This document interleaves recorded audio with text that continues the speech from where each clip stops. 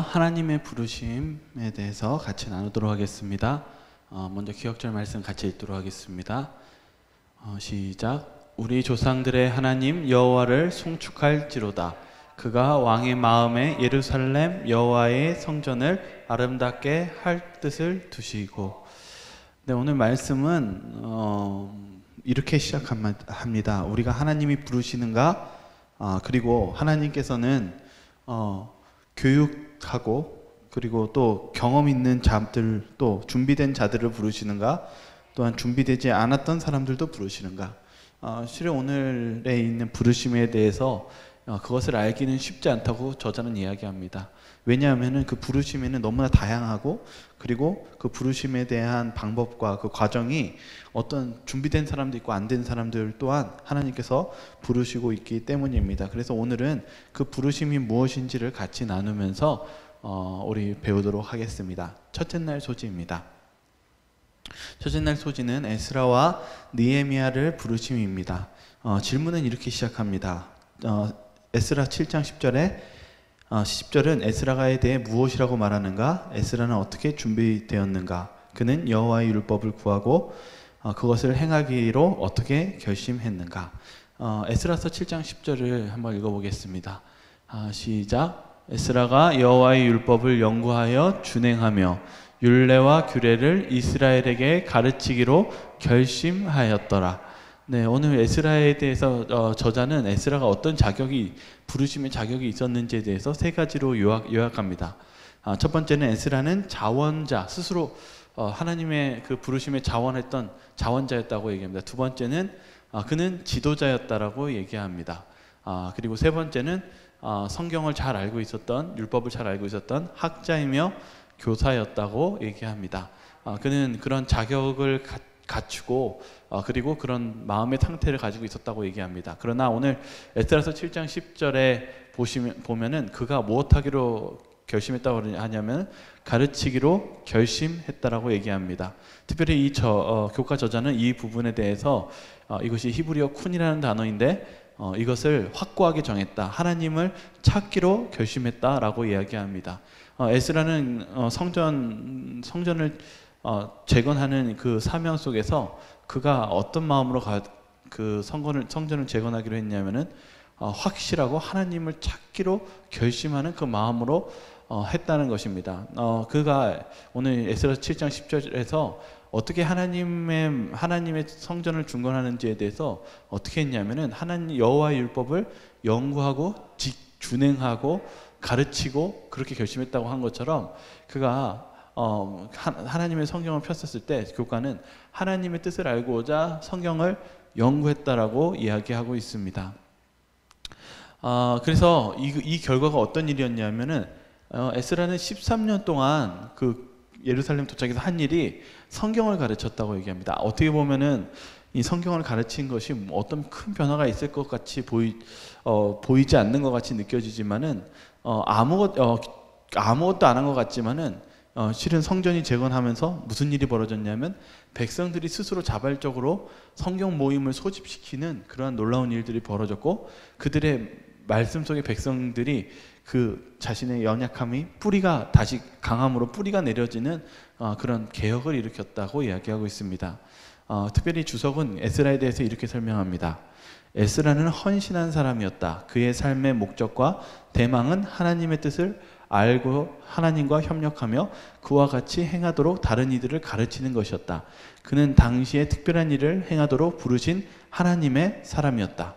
여기 자꾸 이 이야기를 하는 이유는 하나님이 부르신 사람이 누구인지에 대해서 설명합니다. 그 사람은 하나님이 부르시는 사람 중에 또 에스라는 헌신된 사람이었고 하나님과 협력할 마음을 준비했던 사람이었고 그의 삶과 목적이 하나님과 일치했던 사람이었기 때문에 하나님이 부르심에 준비되었던 사람이었다는 것을 알 수 있습니다.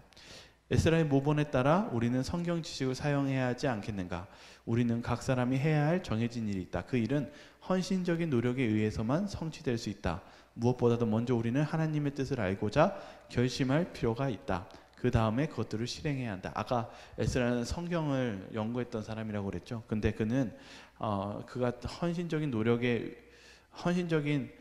그런 마음에서 하나님의 일을 해야만이 그 일이 성취되지만 가장 먼저 해야 될 것은 하나님의 뜻을 알고자 이 말씀을 연구하는 것처럼 에스라는 그런 준비를 했다는 것을 통해서 그는 부르심에 준비된 사람이었습니다.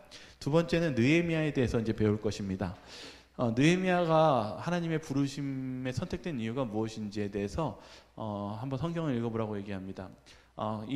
이 느헤미야는 크게 네 가지로 요약합니다. 어떻게 요약했냐면 하나님과 백성을 사랑했던 느헤미야입니다. 느헤미야는 정말 하나님과 그 백성들을 사랑하고 성전이 빨리 지어지기를 고대했던 사람이었죠. 근데 어떤 사건을 듣습니까? 성전이 중단되었던 사건을 듣고 느헤미야가 아주 괴로워하고 눈물로써 금식 기도하기 시작합니다.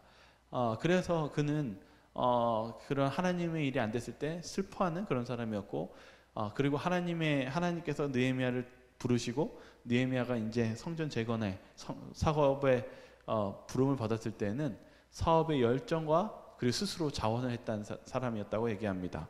그리고 그는 기도에 응답했다고 얘기합니다. 이것을 하는 이유는 지금 느헤미야와 에스라의 부르심에 대해서 얘기하는데 공통점이 있어요. 그거는 여러 부르심이 있지만 여기에서 우리가 배워야 될 점은 자발적으로 일하는 부르심입니다. 그래서 우리는 자발적인 준비, 부르심에 응답하는 준비가 필요합니다. 왜냐하면 느헤미야와 에스라는 그 과정이 힘든 고난의 과정이었지만 그가 그런 고난의 과정을 하나님의 일로 받아들이고 사랑하고 그것을 자원해서 나아갔다는 점에서 우리가 그 부르심이 어떠한 부르심이 필요했는지를 다시 한번 깨달아 알 수 있습니다. 교과는 이렇게 이야기합니다. 우리는 우리가 어떤 것을 좋아하면 그것이 하나님에게서 비롯되지 않았을 것이라고 생각한다. 하나님은 우리가 원하지 않는 어려운 임무만을 부여하실 것이라고 생각하기 때문이다. 이건 뭐냐면 우리가 부르심은 꼭 내가 하기 힘든 일만 부르신다고 생각하지만은 그것이 아니라는 것입니다. 느헤미야는 이 성전에 대해서 고대하고 그렇게 바랬을 때 그가 정말 바랬던 고대했던 일을 하나님께서 부르신 것처럼 우리에게도 어떤 것을 때론 부르시냐면 우리의 소질에 맞고 어떤 하나님이 우리가 즐겁게 하길 원하는 것도 부르신다는 사실을 잊지 말아야 될 것입니다. 여기 특별히 이 주석에 대해서 이렇게 적혀 있어요. 에스라와 느헤미야는 기회의 사람들이었다. 하나님께서는 사람들을 예배해 놓으시고 그들을 준비시키셔서 하나님께서는 죄 있는 백성들과는 일하지 않으시고 느헤미야를 통해서 일하셨다. 다시 말하면 하나님이 부르심에는 또한 준비를 시키신다는 것을 알 수 있게 되었고 에스라와 느헤미야는 그런 기회의 사람들이었다고 얘기하죠. 그리고 하나님은 죄인들과 일하시지 않는다고 얘기하십니다. 오히려 그렇게 준비되고 하나님께 드리기를 자발적으로 드리는 그런 느헤미야 같은 사람과 함께 일하신다고 얘기합니다.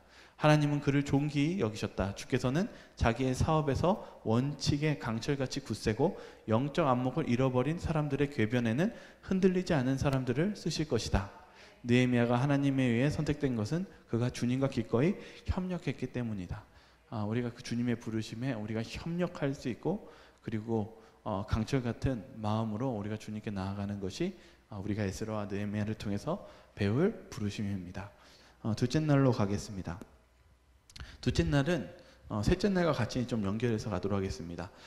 둘째 날은 예언적인 시기에 대해서 얘기합니다. 특별히 질문은 이렇게 얘기합니다. 에스라는 사역을 부르심을 받았는가? 때는 아닥사스다 왕이 조서를 반포했던 해였다.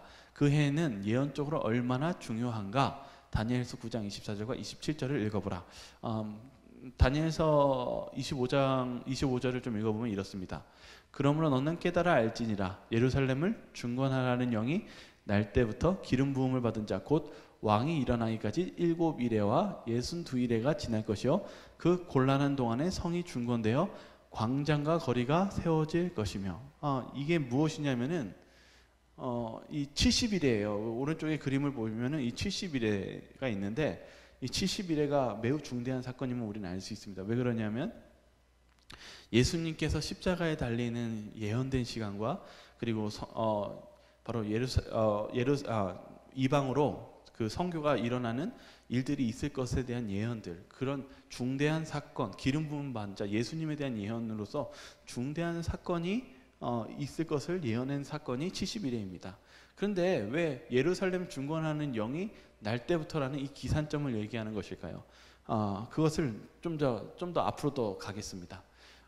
화요일 소지가 얘기하고 있어요. 70일에 대해서 뭐라고 얘기했냐면은 이 70일에가 여기 보시면 다니엘서 9장 24절에 내 백성과 내 거룩한 성을 위하여 이른 이래를 기한으로 정하였나니, 여기 정하였다는 것은 끊다라는 의미입니다. 그러니까 어디 큰 기간에서 끊어서 70일을 정했다는 것입니다. 그래서 죄가 끝나며 죄악이 용서되며 영원한 의가 드러나며 환상과 예언이 응하며, 바로 여기 있는 도표에 있는 것처럼 큰 기간 속에서 작은 기간을 끊는 기간은 2300주야밖에 없습니다. 그래서 실은 이 기산점이 BC 457년 이 예루살렘을 중건하는 영이 날 때부터라는 이 사건을 통해서 아주 중대한 사건 두 개가 이미 들어가 있죠. 70일의 예수님의 사건과 1844년 2300주야가 지나면 1844년 바로 조사심판이 시작되는 그런 중대한 사건이 어디에서 시작됐냐면은 바로 여기 예루살렘을 중건하는 영이 날 때부터 시작합니다. 근데 이 예루살렘 중건하는 영이 날 때가 무엇인지를 좀 볼 필요가 있습니다. 여기 보시면은 3차 귀한 영을 내린 아다타스다 왕 이렇게 적혀 있죠. 그는 주전 457년에 예루살렘의 복구를 위하여 세 번째 마지막 조서를 내린 왕이었다. 그의 통치 기간에 에스라의 인솔로 유대인의 한 무리가 귀환했고 느헤미야와 그 동료들에 의해서 예루살렘 성벽이 완성되었으며 성전 봉사가 재조직하고 에스라와 느헤미야에 의하여 대종교 개혁이 시작되었다. 이게 중요한 의미입니다. 왜 그러냐면 여기 다시 오른쪽에 사진을 보시면은 3차 중건령이 내렸습니다. 첫 1차는 고레스 왕에 의해서 BC 357년에 일어났습니다. 그러나 고레스와 2차 중건령 다리우스 왕의 이 시대는 2차 중건령 후에 예루살렘 성전만 완성이 되었고 성벽까지 완성이 되지 않았습니다. 여기서도 이 예언에서 예루살렘을 중건하라는 영, 그래서 예루살렘 전체를 의미하는 이 중건하는 영이 3차 아닥사스다 왕 때 이루어집니다. 그러므로 지금 1차, 2차, 3차 속에서 이 예루살렘을 중건하는 영이 난다라는 이 기산점이 언제부터인지를 알 수 있게 됩니다. 1차가 아니라 2차도 아닌 3차 BC 457년입니다. 그래서 이 사건이 이제 앞으로 있을 70일에와 2300주야의 예언에 아주 중대한 시작점이 되었다라는 이야기입니다. 어떻게 보면은 오늘 이 교과를 통해서 이것이 우리에게 무슨 교훈을 줄까 이런 생각을 들게 할 수 있습니다. 그런데 이 중건의 의미를 좀 알 필요가 있어요. 중건의 의미가 무엇일까요? 중건의 의미는 예루살렘의 성벽이 회복하는 것이 중건의 다일까요? 그러나 그렇지 않습니다. 예루살렘을 중건하다는 것은 분명히 온전히 완성된다는 것을 의미합니다. 그때 온전히 완성하기 위해서 무엇하였습니까? 여기 실은 이스라엘 백성들이 바벨론에 끌려갔었을 때 무엇 때문에 끌려갔습니까? 그들이 성전이 제대로 있지 않아서 끌려간 것입니까? 그렇지 않습니다. 그들은 이렇게 적혀 있습니다. 그들이 하나님의 계명을 순종치 않았기 때문이지만 하나님께서 흩으신 후에 그들을 찾아가셨고, 이렇게 이야기하고 있습니다. 다시 말하면 이스라엘 백성들은 하나님의 계명을 순종치 않고 하나님과 멀어짐으로써 그들이 결국은 하나님께서 떠나심으로 그들이 멸망을 당하게 되었습니다. 다시 말하면 다시금 회복하는 그 기간은 성벽이 회복되는 것뿐만 아니라 어떤 일도 함께 회복돼야 됩니까? 이게 여기에 적혀 있습니다. 느헤미야와 그 동료들에 의해 예루살렘 성벽이 완성되었으며, 그것만 끝난 게 아니라 성전 봉사를 재조직하고 에스라와 느헤미야에 의하여 대종교 개혁이 시작되었다. 하나님께서 이 예수님을 보내시고 그리고 우리에게 조사심판을 하신 이런 모든 중요한 순간에 기산점을 주신 이유는 모든 것, 다시 말하면 하나님의 성전이 복원되는 것뿐만 아니라 그들의 성전 봉사, 그들의 마음가짐과 이러한 것들이 다시금 온전히 하나님께 다시 돌아가는 그 순간이 바로 기산점이 되었다는 사실입니다. 이것을 통해서 우리가 배워야 될 것은 무엇이냐면은 우리가 어떻게 보면 에스라와 느헤미야가 그냥 한 사건일 것 같이 보이지만 그것이 하나님의 예언을 이루는 하나의 중대한 사건임을 우리가 알 수 있게 되는 것처럼 우리의 삶 속에 하나님의 일을 하는 것이 얼마나 중대한 예언적인 그 과정 속에 가고 있는지를 다시 한번 생각나게 해줍니다. 그래서 아래 제가 또 적어놓은 건 뭐냐면 바로 2300주와 1844년도에 있었던 그 시대 때 많은 그리스도인들이 특별히 하나님을 믿었던 사람들이 어떻게 했는지에 대해서 이야기하고 있습니다. 제가 읽어드리면 2300주의 예언의 기간에 대한 계산을 인정하지 않고 그것을 기초로 한 재림운동의 확실성을 의심하였다. 그러나 그와 반면에 성경과 하나님의 성령의 증거로 지지된 신앙적 근거와 체험을 버리기를 원치 않는 사람들도 있었다. 그들은 그들의 예언 연구에 있어서 건전한 해석 원칙을 적용했다고 믿고 이미 얻은 바 진리를 굳게 잡고 계속하여 같은 방법으로 연구하는 것이 그들의 의무라고 생각하였다. 그들은 열렬한 기도로서 그들의 견해를 다시 검토해보고 그들의 잘못을 발견하기 위하여 성경을 연구하였다. 마치 에스라와 비슷하죠. 에스라도 그들의 백성들에게 13년 동안 성경을 가르치고 하나님 말씀대로 그 사랑을 심어준 것처럼 이 기간에 있는 이 하나님의 백성들이 온전히 주님을 만나기 위해서 바로 하나님께 온전히 굴복하고 하나님께 헌신하는 그러한 부르심에 응답하는 그러한 하나님의 백성들의 그 과정이 이 시간의 역사 속에 같이 포함되어 있다는 것을 알 수 있게 됩니다.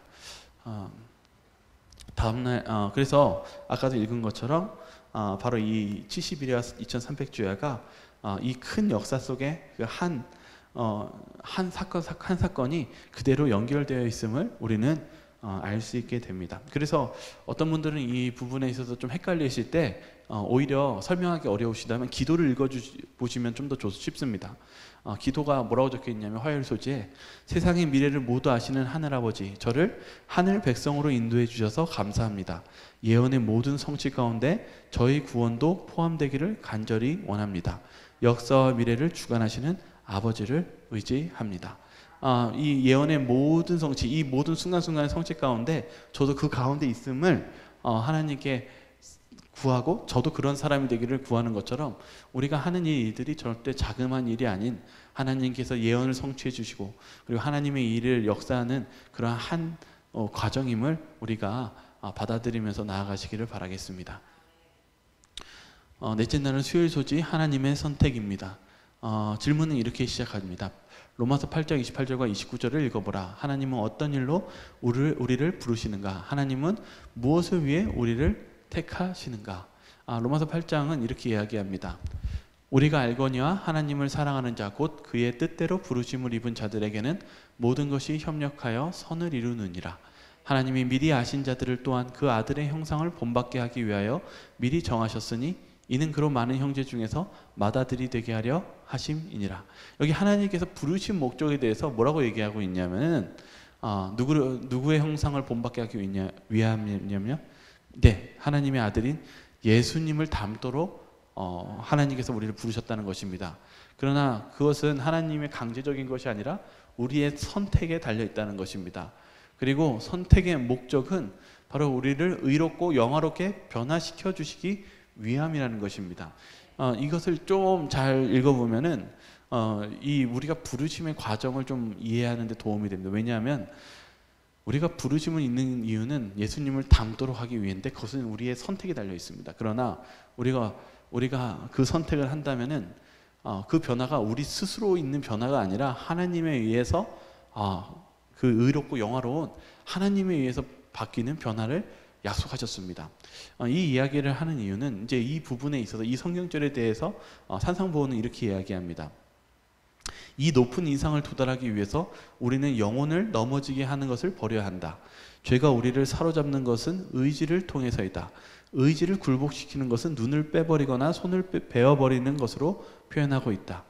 지금 이 말씀 속에서 뭘 얘기했냐면 우리가 하나님의 그 높은 이상, 우리는 변화를 체험하기 위해서는 무엇에 달려있냐면 우리의 의지에 달려있대요. 근데 아까도 얘기했지만 선택권이에요.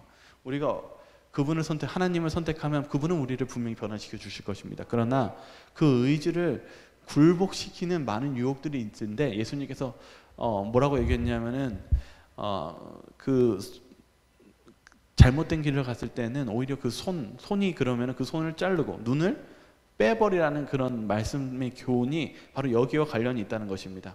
우리가 그런 유혹이 당하는 그 의지를 제거함으로써 하나님께 나아가는 것이 우리에게 그런 축복과 변화가 있음을 약속하고 있다는 사실입니다. 이것을 누구를 통해 알 수 있냐면은 그 중에 얘가 요셉입니다. 요셉은 정말 그 형들의 미움을 통해서 노예로 애굽에 끌려갔습니다. 어떻게 보면 그 애는 노예로서 희망이 없는 상태였습니다. 그러나 부자 선지자는 이 요셉이 어떻게 했는지에 대해서 이렇게 기록하고 있습니다. 귀엽게 고이 자란 아들이 멸시받고 의지할 데 없는 노예가 되다니 얼마나 큰 환경의 변화인가. 한동안 요셉은 억제할 수 없는 슬픔과 두려움에 빠졌다. 그때 요셉의 생각은 그의 아버지의 하나님께로 향하였다. 그는 우상을 숭배하는 환경에 처해 있었다. 그러나 요셉은 그의 단순성과 하나님께 대한 그의 충성심을 지켜나갔다. 그의 주위에는 눈에 보이고 귀에 들리는 숱한 죄악들이 둘러 있었으나 그는 보지도 듣지도 못하는 사람처럼 생애하였다. 그의 생각은 금지된 문제들의 주변에서 머뭇거리지 않았다. 만일 그가 그렇게 하였더라면 그는 유혹에 빠졌을 것이다. 여기 보면 요셉도 어떻게 보면은 가장 절망적이고 희망이 없는 환경 속에서 살고 있었습니다. 근데 요셉이 어떻게 했다고 얘기하고 있냐면은 하나님께 대한 그의 충성심을 지켜나갔다. 하나님을 바라보기 시작했습니다. 그리고 하나님을 의지했습니다. 그래서 어떻게 살았냐 하면 그의 환경은 수많은 유혹과 그리고 죄악이 많은 순간에 둘러싸여 있을 때 그는 이렇게 살았다고 합니다. 그는 보지도 듣지도 못하는 사람처럼 생애했다. 그의 환경이 비록 그런 환경일지라도 그가 그것을 보지도 않고 듣지도 못한 사람처럼 그의 의지를 주님 앞에 두었을 때 그는 하나님의 의지를 통해서 그 애굽의 총리가 되었고 하나님께서 축복을 받는 그런 하나님의 자녀가 되었음을 이야기하고 있습니다. 그래서 우리가 의지를 어디에 두느냐에 따라서 그 결과가 달려있다는 것을 우리는 알 수 있게 됩니다. 수요일 소지 하나님의 선택으로 가겠습니다. 다음 성경절을 읽어보라. 어떤 종류의 하나님의 부르심이 여기에 설명되어 있는가? 로마서 9장 13절과 15절 읽겠습니다. 기록된 바 내가 야곱은 사랑하고 에서는 미워하였다 하심이 같으니라.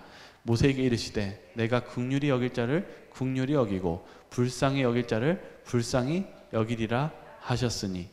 여기 보면은 이삭과 야곱에 대해서 얘기합니다. 많은 사람들은 하나님께서 야곱을 사랑하고 에서를 미워하였다라고 생각합니다. 그래서 마치 사람을 하나님께서 이미 특정한 사람을 선택하시고 어떤 사람은 버리신 것 같이 그런 착각을 우리가 가지게 됩니다. 그러나 부자 선지자는 그것이 잘못되었음을 얘기합니다. 어떤 부분이 왜 부르심에 왜 야곱을 부르셨는지에 대해서 이 부분을 좀 보도록 하겠습니다. 이삭이 쌍둥이 아들들인 야곱에서는 성격과 생활에서 현격한 차이가 드러내었다. 뭔가 달랐다는 것이죠. 이 같은 불의치는 그들의 출생 전에 하나님의 천사로 말미암아 예언되었다. 그것이 예언되었습니다. 그들이 뭔가 차이가 있었고 달랐던 이유를요. 어떤 것이 달랐냐면 에서가 장자의 명분을 받을 자격이 있는 사람이라는 것을 명백하게 말하였다. 그러나 에서는 헌신을 좋아하지 않았고 종교 생활을 애호하지 않았다. 영적 장자의 명분에 동반된 요구들이 그에게는 반갑지 않은 일일 뿐 아니라 오히려 달갑지 않은 구속이었다. 에서는 그의 삶 속에 어떤 삶을 살아가고 있었냐면 그는 하나님의 장자로서의 가져야 되는 자격과 해야 될 일들을 좋아하지도 않았고 그리고 하나님을 섬겨야 되는 생활 자초조차도 사랑하지도 않았다고 얘기합니다. 그가 실은 하나님이 미워한 게 아니라 에서가 그런 하나님의 그런 부르심에 대한 준비된 그런 자격이 준비되어 있지 않았기 때문에 그렇게 되었다는 사실입니다. 우리가 하나님께서 우리들에게 각자의 부르심이 있지만 때론 그 부르심이 다를 수가 있습니다. 그 이유는 우리가 그런 준비가 되어 있지 않거나 그러한 자격을 갖추지 않았기 때문입니다. 그러므로 우리는 그러함 속에서도 하나님께서 우리에게 맞는 부르심에 있어서 우리는 응답하고 그리고 우리가 주님의 말씀에 순종할 필요가 있습니다. 근데 하나님께서 이 부르심을 부르실 때 그러나 반대로 우리가 그 부르심에 거절한다면 어떻게 될까요? 여기 두 가지가 있습니다. 첫 번째는 이스라엘이 예수님을 거절할 때입니다. 이스라엘 유대인들이 예수님을 거절하게 되었습니다. 결국 그들이 어떻게 되었습니까? 그들이 실은 하나님의 백성으로서 축복을 받았지만은 예수님을 거절함으로써 그들은 결국은 예수님의 예수님의 그 핍박 속에서 그들은 결국은 정말 중요한 구원을 잃어버리게 되었습니다. 그러나 그들 또한 그들을 거절했을 때의 그 큰 시련을 겪었던 것처럼 우리도 그러한 시련을 겪지 않는 좋은 선택을 할 필요가 있을 것입니다. 여기 두 번째 거절을 좀 보겠습니다. 두 번째 거절은 바로 요나의 거절입니다. 요나가 하나님께서는 니느웨로 가서 복음을 전하라고, 그 심판이 가까웠다고 전하라고 했을 때 요나가 거절했습니다. 우리가 잘 아는 이 부분인데 이 요나 1장에 대한 주석이 이렇게 적혀 있더라고요. 이렇게 얘기합니다. 만일 선지자 요나가 의심치 않고 순종하였더라면 많은 쓰라린 경험을 면하고 큰 축복을 받았을 것이다. 요나가 실은 거절해서 얼마나 힘들었습니까?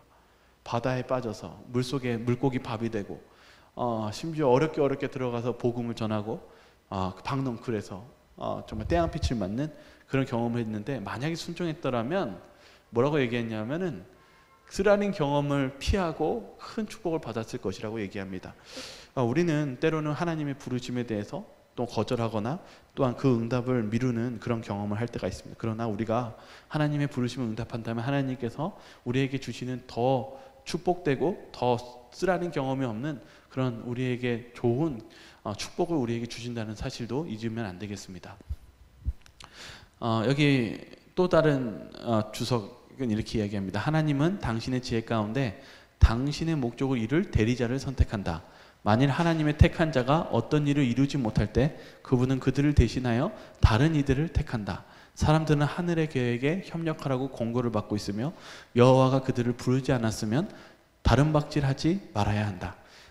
우리는 아까도 얘기한 것처럼 하나님께서 우리를 부르십니다. 그러나 우리가 그것을 거절한다면 하나님은 그 부르심에 맞는 또 다른 사람에게 그들을 부르실 것이라고 얘기하고 있습니다. 어쩌면 부르심은 하나님께서 주시는 특권인 것 같습니다. 아까도 이 교과 시작에 특권이라고 얘기한 부분이 있었는데, 그런 우리의 그런 하나님의 부르심을 특권으로 생각하고 주님께 나아가시길 바라겠습니다. 네, 그래서 여기서도 두 가지 종류에 대해서 얘기하고 있습니다. 여기 하나님의 부르심의 두 종류를 선택하기 위해서 두 종류에 대해서 얘기하는데, 첫째는 하나님은 우리를 각자를 구원하시기 위해 선택하시고 예수님의 형상을 변화되기를 바라신다. 둘째는 하나님의 특별한 과업을 위해 각기 다른 사람을 선택하신다. 그러니까 하나님의 부르심에는 실은 두 종류가 있다라는 것이죠. 그러나 그 종류가 어떻든 그 부르심에 우리가 순종하고 나아간다면 그것은 우리에게 기쁨이 될 것입니다. 마지막 목요일 소지입니다. 목요일 소지는 바로 우리의 책임, 바로 이 부르심에 대한 선택에 대해서 더 연이어서 나옵니다.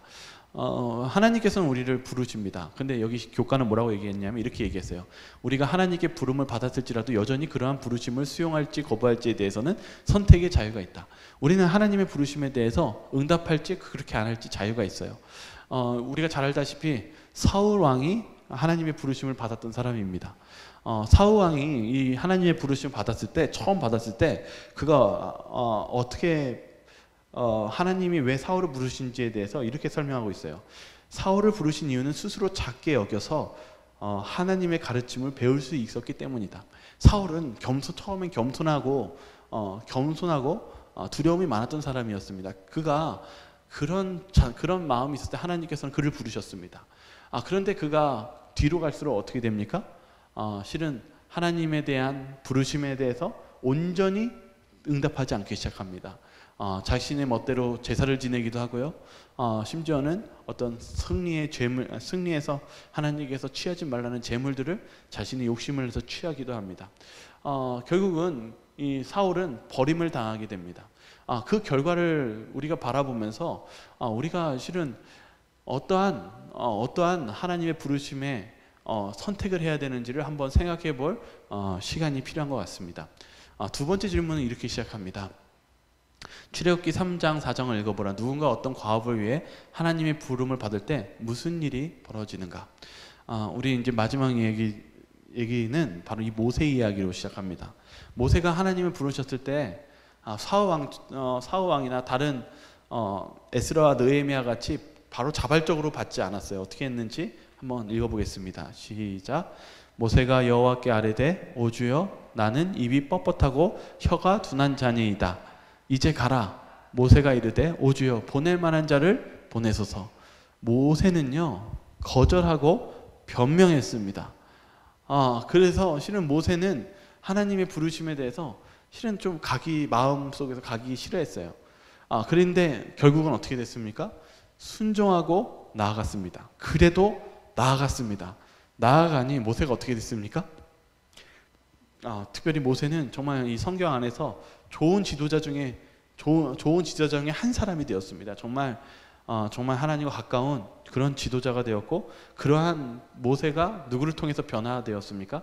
바로 하나님을 통해서 변화되었습니다. 모세가 그런 능력이 없을지라도 하나님께서 준비가 안 된 것 같은 모세를 하나님께서 능력을 주시고 그를 변화시켰던 것처럼 오늘 이 부르심에 대해서 여러 종류의 부르심이 있습니다. 그러나 우리가 그런 부르심이 준비가 되었고 준비가 안 되었을지라도 하나님이 부르신다면, 우리가 겸손한 마음으로 나아간다면 하나님께서는 또 그 부르심에 합당하게 우리에게 큰 결실을 주실 것입니다.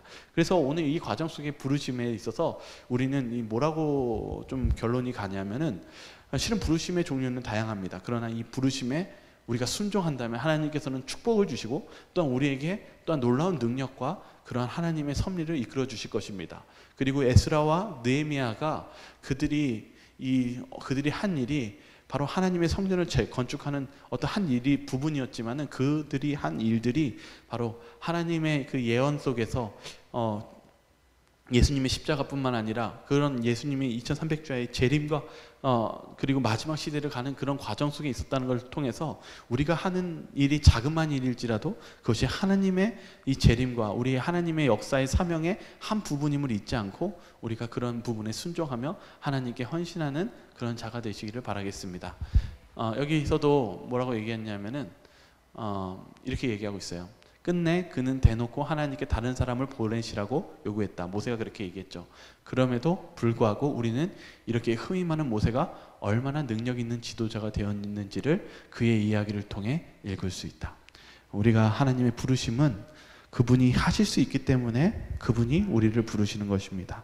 그래서 우리가 우리의 삶 속에 하나님의 부르심을 거절하지 않고 그분의 말씀에 순종한다면 우리에게 더 큰 이득과 하나님의 놀라운 축복이 함께 하실 것이라고 믿습니다. 그렇게 나아가길 바라며 오늘 교과를 마치도록 하겠습니다.